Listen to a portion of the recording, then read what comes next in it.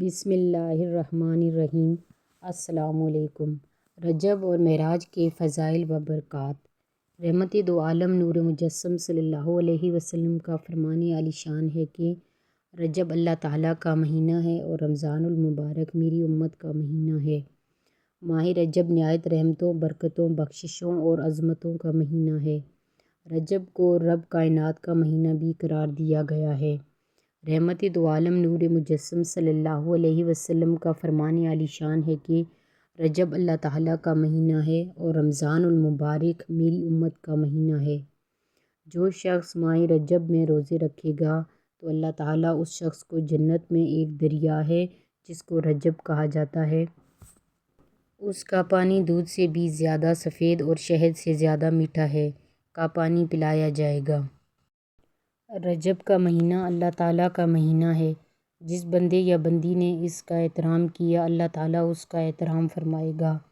نبی کریم صلی اللہ علیہ وسلم نے فرمایا، جب رجب کی پہلی شب آتی ہے تو اللہ تعالیٰ فرماتا ہے کہ یہ میرا مہینہ ہے اور بندے بھی میرے ہیں اور رحمت بھی میری ہے۔ جو کوئی مجھ کو پکارے گا میں اس کی پکار سنوں گا اور جو کچھ مانگے گا میں اس کو عطا فرماؤں گا اور جو مغفرت چاہے گا اس کی مغفرت فرما دوں گا۔ رحمت میری وسیع ہے اور میں ارحم الراحمین ہوں۔ نیز فرمایا کہ پورے ماہ میں کسی شخص نے ایک روزہ صدقہ دل سے رکھا تو گویا اس شخص نے 1000 برس کے روزے رکھے۔ حضرت انس بن مالک رضی اللہ تعالیٰ عنہ نے فرمایا کہ جنت میں ایک محل ہے جس میں رجب کے روزے داروں کے علاوہ کوئی نہیں جائے گا۔ حضرت ابو ہریرہ رضی اللہ تعالیٰ عنہ کا قول مبارک ہے کہ غمخوار امت صلی اللہ علیہ وسلم نے رمضان المبارک کے روزوں کے بعد سوائے رجب اور شعبان کے کسی مہینے کے روزے نہیں رکھے۔ پیغمبر صلی اللہ علیہ وسلم ایک دفعہ ایک شخص کی قبر پر پہنچے تو اس مردے نے چیخنا شروع کر دیا، یا رسول اللہ صلی اللہ علیہ وسلم، مجھ کو دوزخ کی آگ جلائے ڈالتی ہے اور میرا کفن آگ کا ہو گیا ہے۔ حضور اکرم صلی اللہ علیہ وسلم نے فرمایا، اگر رجب میں تو ایک روزہ بھی رکھ لیتا تو ہرگز یہ آگ تیرے پاس نہ آتی، نہ یہ عذاب ہوتا۔ حدیث شریف میں ہے کہ جس نے رجب میں توبہ کی تو اس کے لیے جنت کا مسردہ ہے۔ حضور اکرم صلی اللہ علیہ وسلم کا فرمان عالی شان ہے کہ جس نے رجب کے 7 روزے رکھے اس بندے پر دوزخ کے 7 دروازے بند ہو گئے۔ جس نے 8 روزے رکھے اس کے لیے 8 دروازے جنت کے کھول دے گا۔ جس نے 9 روزے رکھے تو جب وہ قبر سے اٹھے گا تو کلمہ پڑھتا ہوا اٹھے گا۔ جس نے 10 روزے رکھے اللہ تعالیٰ اس کے 2 سبز بازو بنائے گا جس پر یاقوت اور موتی جڑے ہوئے ہوں گے۔ ان بازوؤں کے ذریعے سے وہ پل صراط سے ایسے اڑے گا جیسے بجلی گزر جاتی ہے۔ جس نے 11 روزے رکھے تو روز قیامت اس شخص سے افضل کوئی نہ ہوگا۔ اور جو شخص رجب کے تمام روزے رکھے گا اور اسی سال فوت ہوا تو شہید ہوگا اور اللہ تعالیٰ اس کو جنت میں داخل کرے گا۔ 27 رجب کی شب مبارکہ ہے جس میں رب کائنات نے اپنے لاڈلے محبوب کو مسجد اقصیٰ تک سیر کروائی۔ اس سفر مبارک کو جدید سائنس نے بھی تسلیم کیا ہے۔ اس سفر عظیم کو تسلیم نہ کرنے والے عقل کے اندھے ہیں۔ جس سواری کو حضور پر نور صلی اللہ علیہ وسلم کے لیے منتخب کیا اسے براق کہتے ہیں، جس کے معنی بجلی کے ہیں۔ بجلی کی رفتار 2,86,000 میل فی سیکنڈ ہے۔ جس بجلی کی رفتار اتنی زیادہ ہے اور جس کو انسان نے ایجاد کیا ہے، مگر وہ براق جسے رب کائنات نے بنایا اور اپنے لاڈلے نبی صلی اللہ علیہ وسلم کی سواری کے لیے منتخب کیا، اس کی تیز رفتاری سے انکار کیسے کیا جا سکتا ہے؟